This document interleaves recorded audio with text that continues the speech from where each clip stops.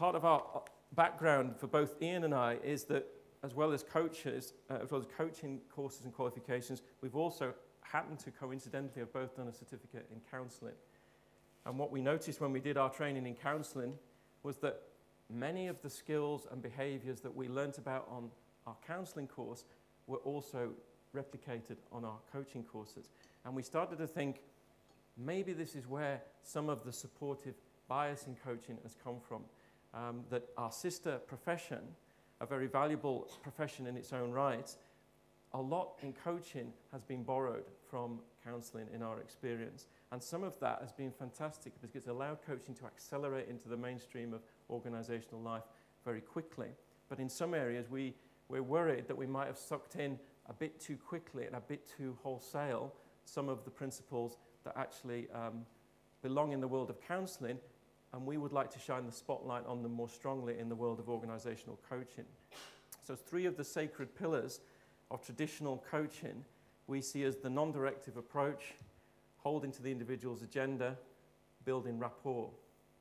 Now, Ian and I will still hold strong to those principles 80 to 90% of the time in our coaching, but we are giving ourselves permission to break some of those rules in situations where we think it actually serves the environment and the people that we're working with.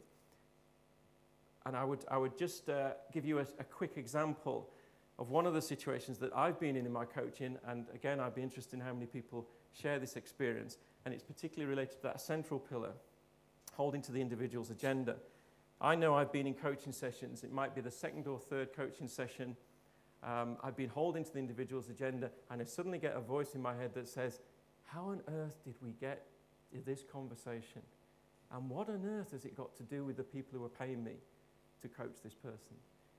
Now, I don't think my experience is unique. I think anybody who has followed these principles will at times get into those situations where you suddenly find you've moved off the track and you're struggling to relate the track to the wider environment, the wider stakeholders that are involved in your situation.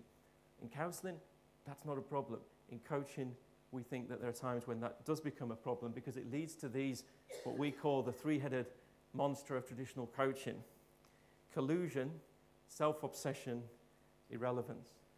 If you follow slavishly to those principles, we believe those are risks that can come up in coaching. And we'd go further than that and say, maybe this is me coaching for a me world. And maybe one of the things that we're all collectively addressing at the moment as a bigger challenge is how we move from me to we.